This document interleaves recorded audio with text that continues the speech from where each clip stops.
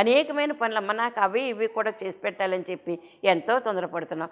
కానీ తినటానికి ఎంత కావాలి కనుక బ్రతకడానికి తినాలి తప్ప తినటానికే బ్రతకూడదంటారు లోకస్తులు. కొంతమంది తినటానికే బ్రతుకుతూ ఉంటారట. ఇంక ఇది కాదు అది కాదు ఇది కాదు అది అన్నీ కూడా ఉదయం సాయంకాలం వరకు కూడా ఆడుతూనే ఉండాలి, అలా తింటూనే ఉండాలి. అది కొంతమంది యొక్క పరిస్థితి. మరి కొంతమంది పరిస్థితి ఏంటి, మనం తినటానికి పెట్టుకున్నటువంటి పదార్థాలు కూడా తినటానికి కూడా టైం ఉండదు మనకి. ఇలాంటి అనుభవం కలిగినటువంటి వారు కొంతమంది ఉంటారు. కనుక ఇప్పుడు మార్తా అని అనేకమైన పనులు పెట్టుకున్నావు, నా కోసమే పెట్టుకున్నావు కదమ్మా. నిజమే, మీ చెల్లి చెప్పిన మాట కరెక్టే, నువ్వు నా దగ్గరే కూర్చుని ఉన్నావేటి, వెళ్ళమ్మా మీ చెల్లికి సాయం చేయి అని అన్నాడా?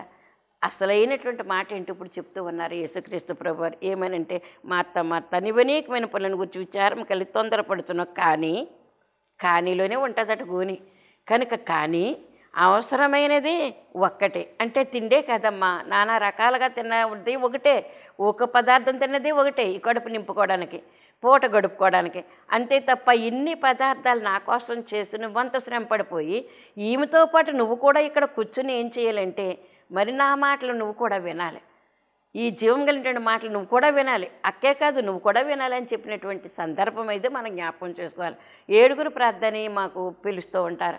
7 ప్రార్థన, ఏదైనా సమస్య ఒక ఇంట్లో వస్తే ఆ సమస్య నిమిత్తం 7 ప్రార్థన చేస్తారు. చేసేటటువంటి పరిస్థితిలో వెళ్ళేటటువంటి సందర్భంలో కొంతమంది ఆ కుటుంబీకులు అయితే కనుక మేము వెళ్ళేసరికి అసలు వంట చేస్తున్నారా లేదా అని డౌట్ వచ్చేటట్లుగా, మరి ఎప్పుడు లేసి ఎప్పుడు చక్క పెడతారో తెలీదు. వాళ్ళ చుట్టాలు కూడా పిలుచుకుంటారు, వాళ్ళ ఫ్రెండ్స్ని పిలుచుకుంటారు. 7 ప్రార్థన చేసేది 7 కానీ అక్కడికి వీళ్ళందరినీ కూడా పిలుచుకుని వాళ్ళకు కూడా భోజనం పెట్టి సంతోషంగా జీవిస్తూ ఉంటారు. 7 ప్రార్థన పెట్టుకున్న పలానా అంశం మీద అని చెప్పి. కనుక మేము వెళ్ళేసరికే ఎంతో నీట్గా ఉంటుంది అన్నమాట.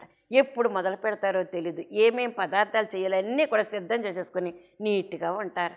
ప్రార్థనకి ఏ విధమైన ఆటంకాలండి వాళ్ళు కూడా వచ్చి కుటుంబంలో ఈ ప్రార్థనలో ఏకీభవిస్తారు. వాళ్ళ అంశాలు చెప్తారు, ప్రార్థన చేస్తాం అక్కడ. అలాంటి పరిస్థితి అనమాట. కొంతమంది అయితే కనుక మేము ప్రార్థన అయిపోయి అమ్మ రండి, ఇప్పుడు ముగింపు ప్రార్థన అయిపోతుంది, దీవెన చరణం కూడా పాడేస్తున్నాం, 2 అన్న వరకు కూడా చేస్తూనే ఉంటారు. కనుక ఈ తేడాలు ఏంటి, తొందరపాటు ఎక్కువైపోయి కలగాపులగం అయిపోతుంది అనమాట. త్వరపడాలి తప్ప. అందుకే త్వరపడే వాళ్ళ పని ఎలాగుంటుందో తెలుసు, నైటే చేసేసుకుంటారు. గత 2-3 రోజుల్లోనే నిల్వ ఉండేటటువంటి పదార్థాలన్నీ కూడా ఎన్నో పెట్టాలని వాళ్ళు కూడా సంతోషం. దేవుని బిడ్డలు వచ్చారు, వీళ్ళకి మేము సంతోషంగా పెట్టాలి, హృదయపూర్వకంగా మనస్ఫూర్తిగా పెట్టాలని తలంపు వాళ్ళకు ఉంటుంది. ఉండి ఏం చేస్తారంటే 2-3 రోజుల క్రితం వారం రోజుల నుంచి 7 ప్రార్థన అంటే వాళ్ళు సిద్ధం చేసుకుని అన్ని పదార్థాలు కూడా సిద్ధం చేసుకుని ఆ వేళ వండేవి కూడా తెల్లవారుజామున మొదలుపెట్టి మరి మేము ప్రార్థనకి వెళ్ళేటటువంటి 9-10 లోపలని పెట్టి సదిరేసుకుంటారు. వాళ్ళు నీట్గా ప్రార్థన చేసే స్థలాన్ని కూడా నీట్గా ఉంచుతారు. చాపలు వేసేసి చక్కగా మరి సిద్ధపాటు అన్నారు దీన్నే. కనుక సిద్ధపాటు ఆ విధంగా ఉండాలన్నమాట. ఇక్కడ జరుగుతున్నటువంటి చరిత్ర ఏంటంటే ఈమెమో పాపం పనులు కూడా మర్చిపోయేటంత తీయని మాటలు, జుంటితేనే దారలు, ఈ మాటలు వింటుంటే ఈమె మరి తననే మర్చిపోయింది. కనుక ఆమె కూడా ఏం చేయాలంటే అన్ని పనులు పెట్టుకోవాల్సిన అవసరం లేదు, తరచు వెళతాను కాబట్టి ఎప్పుడో ఒక పదార్థం స్పెషల్గా చేసి పెట్టవచ్చు. అక్కడ ఏమైందో ఏంటో మనకైతే తెలియదు, కానీ ఇది మన కోసం చెప్పినటువంటి మాటలని మనం అర్థం చేసుకోవాలి. ఈ సందర్భం అంతా కూడా ఇంట్లో ఉన్నటువంటి మనుషులందరికీ కూడా మనం అర్థం అన్వయింప చేసుకోవాలి. మనము ఒకవేళ ప్రార్థన పెట్టుకున్నా, దైవజనులు వచ్చినా, సువార్థికులు వచ్చినా, ఎవరు వచ్చినప్పటికీ కూడా వారికి కావాల్సినవన్నీ కూడా మరి చురుకుదనము కలిగినటువంటి వారమై ముందుగానే అది చక్కబెట్టుకుని ఆ టైంకి నీట్గా వాళ్ళు కూడా అక్కడ కూర్చుంటే మన ప్రార్థనలు మన పాటలు ఎలా ఉన్నాయో వాళ్ళకు కూడా అర్థమవుతుంది. కనుక అర్థమైన వాళ్ళు పెట్టించుకుంటారు, అర్థం లేని వాళ్ళు కూడా పెట్టించుకుంటారు. పెడదాం, ఎందుకంటే ప్రార్థన కావాలని కోరితే కనుక తప్పనిసరిగా చేయవలసిందే మనము. కనుక చేసేటటువంటి పరిస్థితులు మనం చూస్తారు. ఇప్పుడు ఇక్కడ చేసినటువంటి 7 ప్రార్థనకి ఆ కుటుంబంలో మేలు కలిగితే ఇప్పుడు పక్కన ఉన్న వాళ్ళు కూడా ఏం చేస్తారంటే వాళ్ళు కూడా అడుగుతారు, ఏమని మీరు పెట్టించుకున్న ప్రార్థన మాకు కూడా పెట్టించడం అని చెప్తారు. వాళ్ళకు కూడా దగ్గరికి వెళ్ళి ప్రార్థన పెట్టవచ్చు, ఏం పర్వాలేదు. కనుక పెడితే వారు దేవుని యొక్క సువాసన ఎలాగుందో, దేవుని యొక్క కార్యక్రమాలు ఎలాగున్నాయో వారికి కూడా అర్థమవుతుందని మీకు నేను తెలియజేస్తున్నాను. ఈ కుటుంబంలో ఇప్పుడు మార్తా, లాజరు, మరియమ్మ గారు, ఈ 3 కుటుంబము, ఈ 3 యొక్క స్వభావాలు కూడా ప్రతి విశ్వాసంలోనూ కూడా ఉండాలి. ఎలాగంటే మరి బయట పనులు చక్కబెట్టుకునేటువంటి లాజర్ లాంటి పనులు కూడా చక్కబెట్టుకుని రావాల్సినటువంటి వారమైనా. రెండోది ఏంటంటే వంట పనులు చేయాలా, అది కూడా చక్కబెట్టేసుకోవాలి. ప్రభు పాదాల దగ్గర కూర్చోవాలా, కూర్చోవడానికి కూడా సమయం తీసుకోవాలి. కనుక ఇవన్నీ కూడా మనం టైం టేబుల్ ప్రకారంగా మనం టైం వేసుకోకపోతే కనుక మనం చేసుకోలేము. ముగ్గురు యొక్క స్వభావాలు కూడా ఒకే ఒక్క విశ్వాసంలో ఉండాలని మనం అర్థం చేసుకోవాల్సినటువంటి వారమైనాం.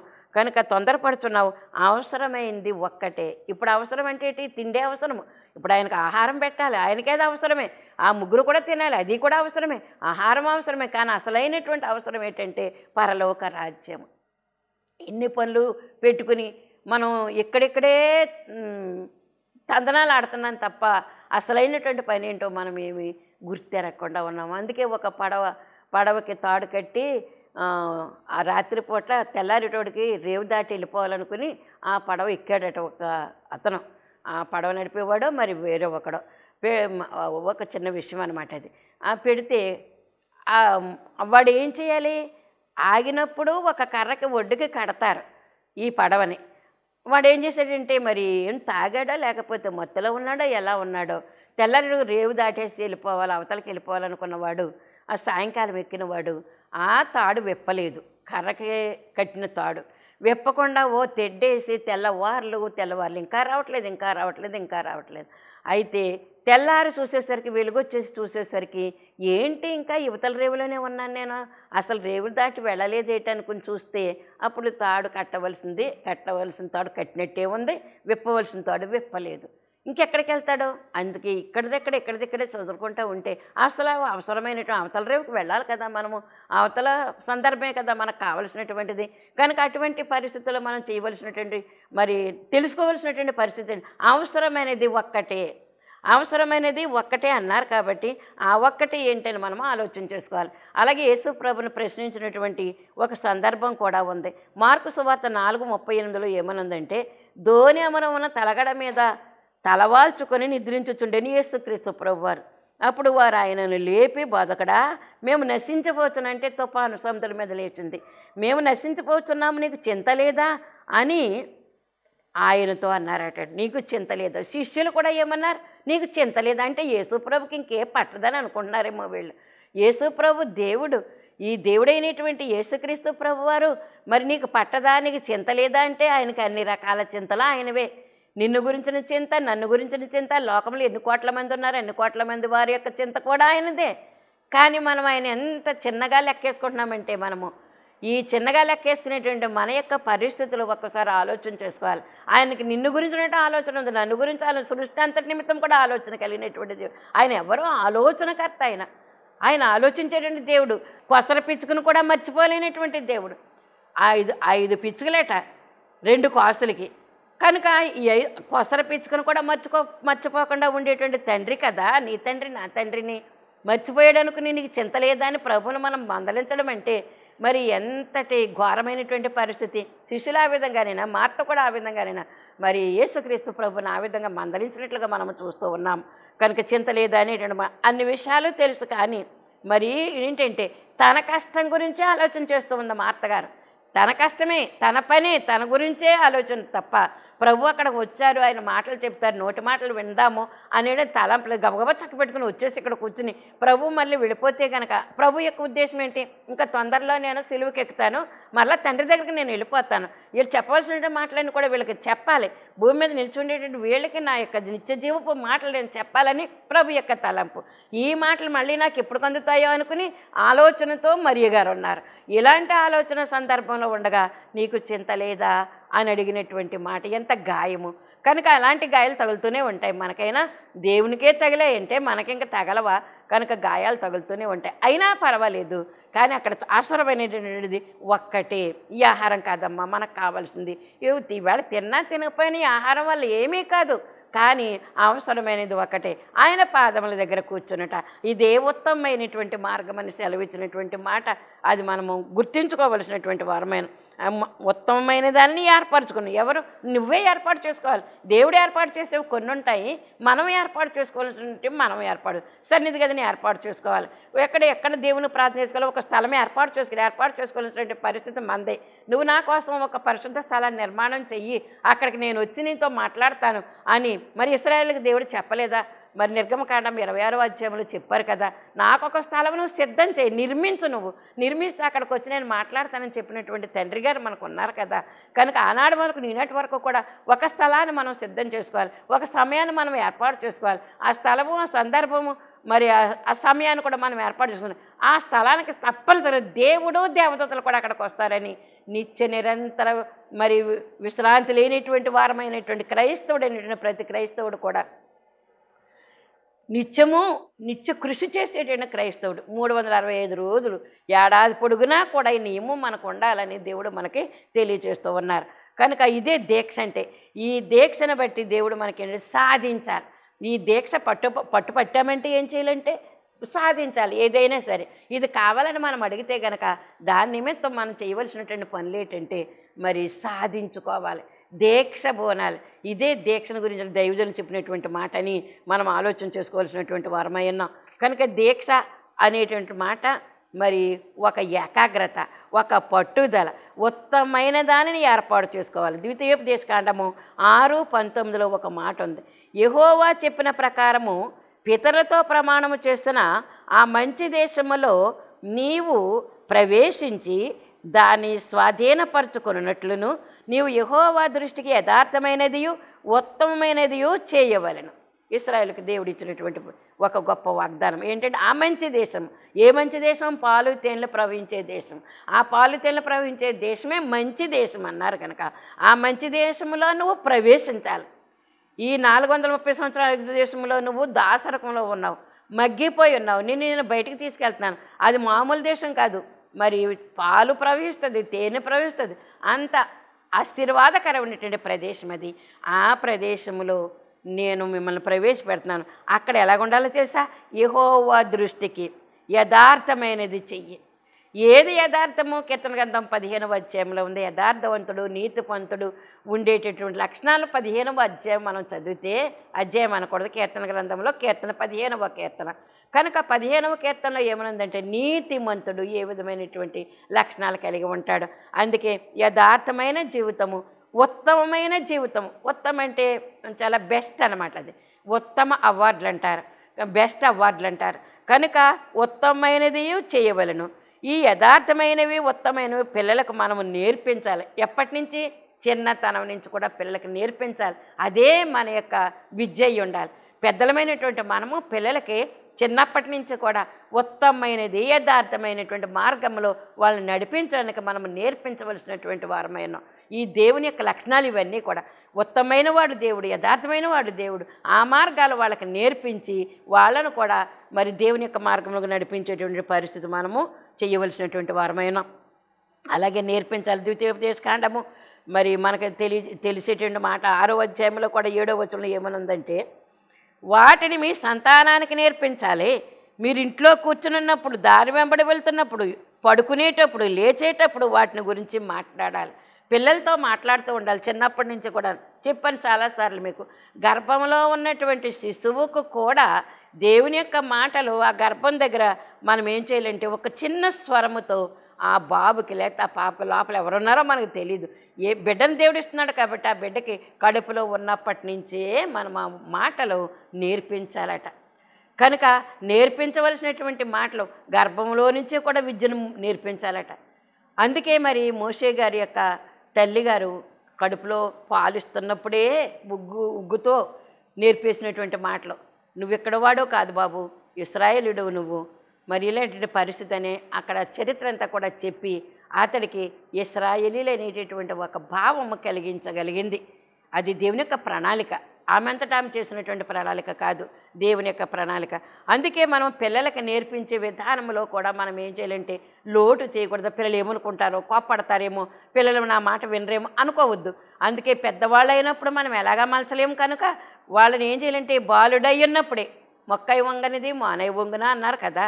కనుక పిల్లలుగా ఉన్నప్పుడే బాల్య దినములయందే నీ సృష్టికర్తను స్మరణగా తీసుకోమని చెప్పి వాక్యములో ఉంది. కనుక పిల్లలుగా ఉన్నప్పుడే వాళ్ళకి దేవుని గురించిన విషయాలు కొంచెం కొంచెం కొంచెం కొంచెం మనం చెప్తూ ఉండాలి. అలా వాళ్ళకి ఎదిగే కొద్దీ కూడా వాళ్ళకి అర్థమవుతాయి.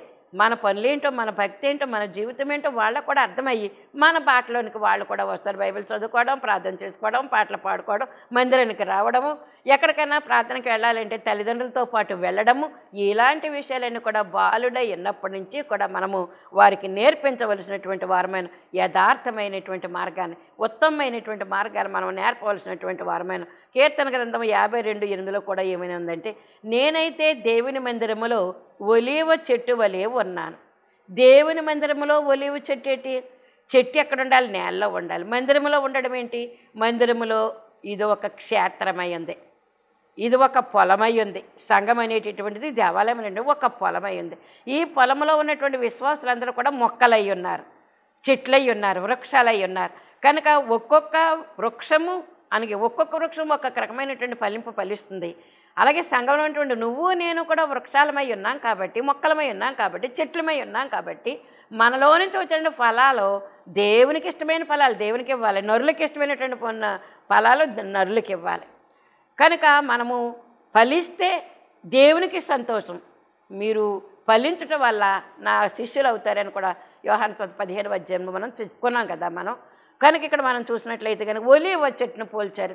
ఒలీవ చెట్టుకు దానికి చావు లేదు. ఎందుకో తెలుసా?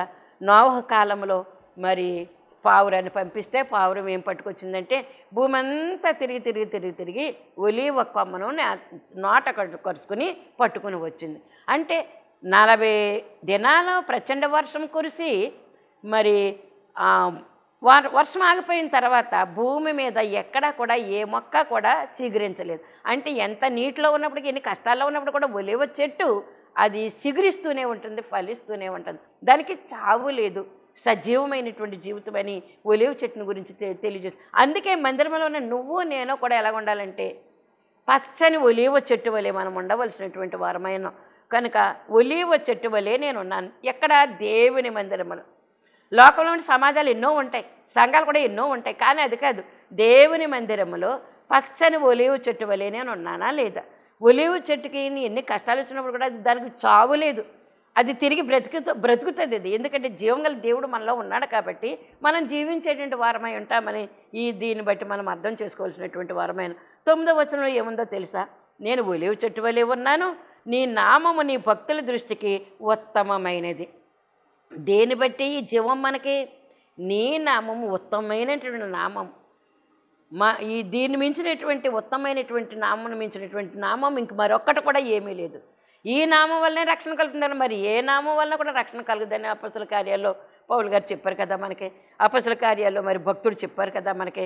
కనుక అపొస్తలుల కార్యములో లూకా గారు రాశారని కూడా మనకు తెలుసు. కనుక రాసినటువంటి రచయిత ఎవరైనప్పటికీ కూడా మనం తెలుసుకోవాల్సింది ఏంటంటే మరి ఆ యొక్క ఉత్తమమైనటువంటి మార్గములు, యథార్థమైనటువంటి మార్గములు మనతోటే కాదు మన పిల్లలకు కూడా మనం నేర్పిస్తూ ఉండాలి. కోపం వచ్చినా పర్లేదు, ఒకసారి 2 సార్లు కోపం మాకు నేర్పుతూ ఉంటే కనుక. అందుకే స్కూల్లో మరి టీచర్ ఏం చేస్తాడు? బెత్తం పట్టుకుంటారు. బెత్తమే వారికి ఒక గురువు. బెత్తం లేకపోతే కనుక వారికి మంచి మార్గాలు ఎలా తెలుస్తాయి? అందుకే దేవుడు మనకి ఏం తెలియజేస్తానంటే మనము ఈ ఉత్తమమైన మార్గంలో నడవాలి, మనము ఈ యథార్థమైనటువంటి మార్గంలో నడవాలి. మన పిల్లలను కూడా యథార్థమైన మార్గంలో, ఉత్తమమైనటువంటి మార్గంలో మనం నడిపిస్తూ ఉండాలని మనము తెలుసుకోవాల్సినటువంటి వారమైన. కీర్తన 109వ కీర్తనలో కూడా 21వ వచనంలో ఏమనుందంటే, యెహోవా నా ప్రభువా నీ నామమును బట్టి నాకు సహాయము చేయము. ఎంత గొప్ప సంగతి అండి. అందుకే యేసు నామము యేసు రక్తము గొప్పది మనకి. యేసు నామము ద్వారానే కదా మనం ప్రార్థన చేస్తాం తండ్రి అయిన దేవునికి. కనుక యెహోవా ప్రభువా నీ నామమును బట్టి నాకు సహాయం చేయ అంటే ఆయన నామాన్ని బట్టి మనం సహాయం చేయలేట, మనల్ని బట్టి కాదు, మన నామాన్ని మన పేరుని బట్టి కాదు. మనల్ని బట్టి ఏం చేయగలుగుతారు? నీతివంతులమా మనము? యథార్థవంతులమా మనం? కాదే. కనుక ప్రభువుని బట్టి నీతి వచ్చింది మనకి. ఆ నీతివంతుడైన ప్రభువుని బట్టి మనకు నీతి వచ్చింది కాబట్టి నీ నామమును బట్టే ప్రభు. ఎందుకంటే నీ నామం ఘనమైనది, అది ఉన్నతమైనది, యథార్థమైనటువంటి నీ నామాన్ని బట్టి నాకు సహాయం చేయి ప్రభువా అని ఇక్కడ అడుగుతూ ఉన్నారు. నీ కృప ఉత్తమమైనది గనుక నన్ను విడిపింపము. నీ కృప, నీ నామమేమో మరి నీ నామమును బట్టి నాకు సహాయం చెయ్యి. నీ కృప ఉత్తమమైనటువంటి కృప. అందుకే ఉత్తమమైన మార్గాల గురించినటువంటి మాటలు ఇక్కడ మనము వింటూ ఉన్నాం.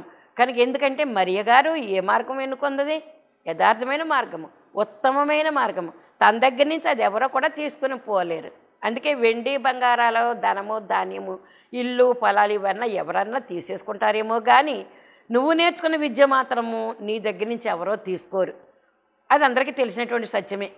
నువ్వు సంపాదించుకున్నటువంటి డిగ్రీలు, చదువులు, ఆ డిప్లొమాలు మరి ఏమైతే ఉన్నాయో అవన్నీ కూడా నీ కష్టార్జితం, అది నీ స్వంతము, నీ జ్ఞానంతో నువ్వు సంపాదించుకున్నటువంటి ఆస్తి అది. ఆ డిగ్రీలో ఆ విద్య ఇది ఎవరైనా తీసుకోగలుగుతారా? దొంగిలించేసుకోగలుగుతారా? నా డిగ్రీలు ఎవరైనా తీసుకోగలుగుతారా? కనుక ఏదైనా తీసుకుంటారు, దొంగతనం చేసి ఏదైనా తీసుకుంటారు, మోసం చేసి ఏదైనా తీసుకుంటారు, కానీ దీన్ని బట్టి ఎవరో కూడా తీసుకోలేరు. అందుకే విద్య కావాలి. రెండోది భక్తి కూడా కావాలి. భక్తి కూడా నీ దగ్గర ఉన్నటువంటి భక్తిని ఎవరో తీసుకోలేరు. చూసి నేర్చుకుంటారే తప్ప నీకున్నటువంటి ఈ భక్తి విశ్వాసాలు ఎవరు తీసుకోగలుగుతారు? వృద్ధిలోనికి రావాల్సినటువంటి విద్య, వృద్ధిలోనికి రావాల్సినటువంటి భక్తి, ఈ రెండూ కూడా నిన్ను విడిచిపెట్టడానికి వీలు లేదు. కనుక ఏమాత్రం కూడా ఏమరపాటుగా అజాగ్రత్తగా ఉండడానికి వీలు లేదు. మన విద్య మన దగ్గరే ఉంటుంది, మన భక్తి మన దగ్గర ఉంటుంది. ఈ రెండూ కూడా పోటీ పడుతూ నేర్చుకోవాల్సినటువంటి వారమైన దేనికి కూడా పోటీ పడకూడదట. కానీ విద్య నిమిత్తం పోటీ పడాలి, భక్తి నిమిత్తం పోటీ పడాలి. కనుక దేవుని సన్నిధిలో నేను ఎక్కువగా ఉండాలి అనేటటువంటి తలంపు కలిగించుకోవాలని మరి ఈ మాటలను బట్టి మనం నేర్చుకుంటూ ఉన్నాం. దావీదు తలంపుల్లో అవసరమైన ఏంటి? ముఖ్యంగా దేవునిని మహిమపరచడమే. దావీదు ఎప్పుడూ కూడా ఆయన కంటే కూడా ఎక్కువ ఏదీ చూసుకోలేదు, దేవుని కంటే ఎక్కువ ఏదీ చూసుకోలేదు. ఆయన గొర్రెలను కాసుకునేటప్పుడు కానీ, మరి ఇశ్రాయేలుని కాసినప్పుడు కానీ, ఎప్పుడైనప్పటికీ కూడా దేవుని యొక్క మహిమే, దేవుని యొక్క ఘనతే నాకు కావాలనుకుని దావీదు గారు ఎంతగానో దేవునికి ప్రిఫరెన్స్ ఇచ్చారు. ఆయన తర్వాతే ఆయన యొక్క జీవితము. కనుక దేవుని తర్వాతే, అందుకే దేవుని మహింపరచడమే నేర్చుకున్నారట. మనము కూడా ప్రతి విషయంలో కూడా దేవుని మహింపరిచేటటువంటి వారముగా ఉండాలి. కీర్తన గ్రంథము 23:3 ఏమనుందంటే, నా ప్రాణమునకు ఆయన సేద తీర్చుతున్నాడు.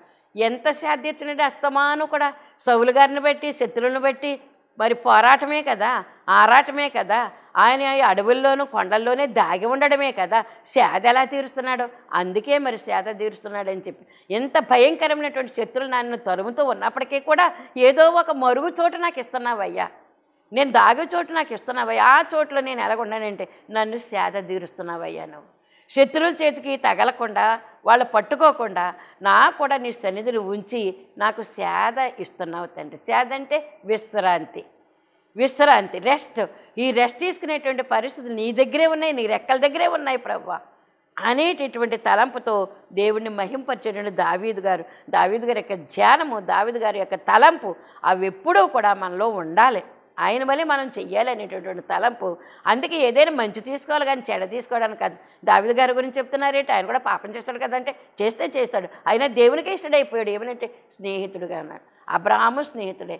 ఈయన కోరుకున్నాడేటండి, నా ప్రియమైనటువంటి వాడని. కనుక నేను కోరుకున్నది ఇతడే అని 1 సమూయేలు గ్రంథం 16వ అధ్యాయంలో కూడా మనం చూస్తూ ఉన్నాము. కనుక ఆయన ఇష్టడైనటువంటి వాడు, నేను కోరుకున్నటువంటి వాడు అనేటువంటి మాట దేవుడు దావీదుని గురించి చెప్తూ ఉన్నారు. అందుకే 25వ వచనము, 25వ అధ్యాయం 11వ వచనం కూడా ఏమనుందంటే, యెహోవా నా పాపం బహుఘోరమైనది. ఒప్పుకుంటున్నాడు, తండ్రి దగ్గర ఒప్పేసుకుంటున్నాడు. ఏమనంటే, యెహోవా నా పాపము బహుఘోరమైనది, నీ నామమును బట్టి దాన్ని క్షమించుము. నీ నామం ఏంటో తెలుసా ప్రభువా? నీ నామం అంటే నాకు తెలుసు, నన్ను క్షమిస్తావు. పాపం చేసినప్పుడు కూడా, అడుగు తప్పినప్పటికీ కూడా, దారి తప్పినప్పటికీ కూడా నన్ను నువ్వు క్షమించగలిగిన నామం నీ దగ్గర ఉందయ్యా, క్షమించే నామం నీ దగ్గర ఉందయ్యా అనేటటువంటి మాట దేవుడు మనకు తెలియజేస్తూ ఉన్నారు. కనుక సామెతల గ్రంథం 11:23 కూడా ఏమనుందంటే, నీతిమంతుల కోరిక ఉత్తమమైనది. నీతిమంతుల కోరిక ఉత్తమమైనది. నీతిమంతులు ఎప్పుడూ కూడా కోరారంటే కనుక తన కొరకు కాదు, ప్రజల కొరకే నీతిమంతులు ఎప్పుడు కూడా ప్రయాసపడుతూ ఉంటారు. తన చుట్టుపక్కల ఉన్న వారి కొరకు, తన సమాజం కొరకు, తన సంఘం కొరకు. నీతిమంతుడు అనేటటువంటి లక్షణం ఎవరికైతే ఉందో వారు ఇతరుల కొరకు ప్రయాసపడుతూ ఉంటారు. వాళ్ళ కోరిక ఎలాగుంటుందంటే ఉత్తమమైనటువంటి కోరిక. కనుక ఈ ఉత్తమమైనటువంటి కోరిక నీతిమంతుడైన దేవుడికి ఉంది. నీతిమంతుడైనటువంటి తండ్రికి పుట్టినటువంటి మనము కూడా ఇలాంటి కోరిక కలిగినటువంటి వారమై ఉండాలని దేవుడు మనకు తెలియజేస్తూ ఉన్నారు. రోమాపత్రిక 8:28 కూడా ఏమనుందంటే, దేవుని ప్రేమించు వారికి, అనగా ఆయన సంకల్పం చొప్పున పిలువబడిన వారికి మేలు కలుగుటకై సమస్తమును సమకూడి జరుగుతున్నవని మనం ఎరుగుదుము. కనుక మరి యేసయ్య చెప్పినటువంటి ప్రతి విధమైనటువంటి మాటలు కూడా మనకి జీవజలములు, జీవాహారమైనది. ఆ మాటలు చదువుకోవాలి, ఆ ప్రార్థన చేసుకోవాలి, ఆ పాటలు పాడుకోవాలి. అందువల్ల మనకు జీవము కలుగుతుంది. నిర్జీవ స్థితిలో ఉన్నటువంటి మనకు జీవము కలగాలంటే ఆయన ప్రార్థన ద్వారా, ఆయనకు స్తుతులు చేయడం ద్వారా, ఆయనకు పాటలు పాడుకోవడం ద్వారా. అందుకే సమస్తము సమకూడి జరిగించాలంటే ఆయనకు ప్రార్థన చేయాలి, ముందు ఆయనకు స్తుతులు చేయాలి. ఎప్పుడైతే మనం స్తుతులు చేయడానికి కట్టామో దేవుడు ఆటోమేటిక్గా నువ్వు ఏం కావాలని కడుపులో అనుకుంటున్నావు, నీ హృదయంలో ఆశిస్తూ ఉన్నావు, అవి నెరవేరడానికి ఆయన సమస్తము సమకూడి జరిగించేటట్లుగా చేస్తాడు. నీ కష్టము ఒక పని చేయాలంటే కనుక కష్టము అసాధ్యము అయినప్పుడు కూడా దేవునికి ప్రార్థన చేస్తూ స్తుతులు చెల్లిస్తూ ఈ కార్యం నాకు చేసేసినందుకు నీకు వందనాలు తండ్రి అని ఎప్పుడైతే మనం ఆయన పాదాలు పట్టుకుంటామో ఏమేమి సమకూర్చాలో మనకైతే తెలియదు. చాప కింద నీరు ఉన్నదో లేదో తెలియదంట. చాప కింద నీరుంటే, నీటి మీద చాప ఉంటే దాని కింద నీరుందని మనకు అర్థం కాదు. కానీ చాప కింద నీరు లాంటి సహాయము దేవుడు మనకు అందిస్తాడు. అంటే తెలియనటువంటి సహాయము, ఆశ్చర్యకరమైనటువంటి సహాయం మీకు అందిస్తానని చెప్పి దేవుని యొక్క వాక్యంలో ఉంది. సహాయం అందిస్తాడు కానీ ఆశ్చర్యం అన్నమాట. ఎలా జరిగింది ఇది, ఈ కార్యానికి ఈ డబ్బులు ఎలాగొచ్చాయి, ఈ సొమ్ములు ఎలాగొచ్చాయి, సరుకులు ఎలాగొచ్చాయి, ఆశ్చర్యం వేస్తుంది అనమాట. అదే దేవుడు మన పట్ల సమకూడి జరిగించడం. సమస్తము కూడా సమకూడి జనాలను సమకూరుస్తాడు, వస్తువులు సమకూరుస్తాడు, సొమ్ములు సమకూరుస్తాడు. ఎవరిని? ఆయన్ను ప్రేమించు వారికి, ఆయన్ను ప్రేమించు వారికి అనేటటువంటి మాట. ఇందు నిమిత్తమే ఉత్తమమైన వాటిని గూర్చిన సువార్త ప్రకటించు వారి పాదములు ఎంతో సుందరమైనవని వాక్యములో రాయించారు. ఇందు నిమిత్తమే ఉత్తమమైనటువంటి వాటిని గూర్చిన సువార్త. ఈ ఉత్తమమైనటువంటి మాటల గురించినటువంటి ఈ మాటలన్నీ కూడా ఉత్తమమైనటువంటి మాటలు. ఈ మాటలన్నీ కూడా అంటే జీవగ్రంథంలో ఉన్నటువంటి మాటలన్నీ కూడా యథార్థమైనటువంటి మాటలు, నీతి కలిగినటువంటి మాటలు. ఈ మాటల గురించి ఎవరైతే ప్రకటన చేస్తూ ఉంటారో వారి యొక్క పాదములు ఎలాగున్నాయట? సుందరములై ఉన్నవి. పాదములు సుందరములు. ఎందుకు వచ్చాయి పాదములు? నడుస్తూ సేవ చేస్తారు, కొండలెక్కుతూ సేవ, కొండలు దిగుతూ సేవ, లోయలో సేవ, ఎక్కడ పడితే అక్కడ నడకతో సేవ చేస్తున్నారు కనుక ఆ పాదములు ఎలా ఉంటాయంటే మరి దేవునికి సుందరములై ఉంటాయట. ఆ పాదముల యొక్క సుందరత్వం ఆయనకే తెలుసు.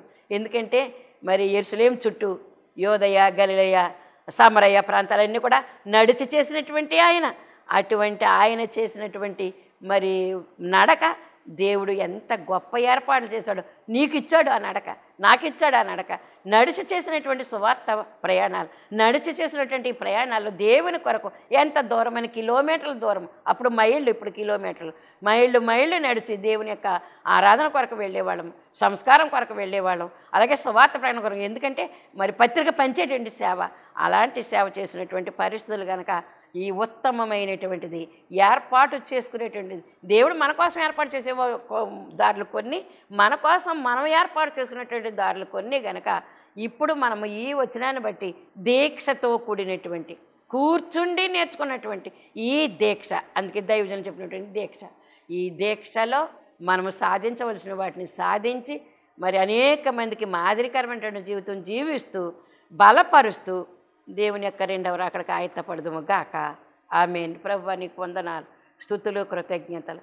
దీక్షగా ఉన్నటువంటి మరి దైవజనులు చెప్పినటువంటి మరియను గురించినటువంటి ఈ మాట ఉత్తమమైన దానిని ఏర్పాటు చేసుకుందట. అలాగే విన్న మేమందరము కూడా ఉత్తమమైనటువంటి మార్గంలో నడవడానికి ఒక సమయాన్ని, ఒక స్థలాన్ని, ఒక సందర్భాన్ని మేము ఏర్పాటు చేసుకుని దాని ప్రకారంగా జీవితం సాగించడానికి కృప దయచేసి మీరు మహిమ పొందమని అతి శీఘ్రకాలంలో పెండ్లి కుమారుడిగా మా కొరకు రాని యేసు నామమున అడుగుచున్నాను పరమ తండ్రి. ఆమేన్. మరణాత.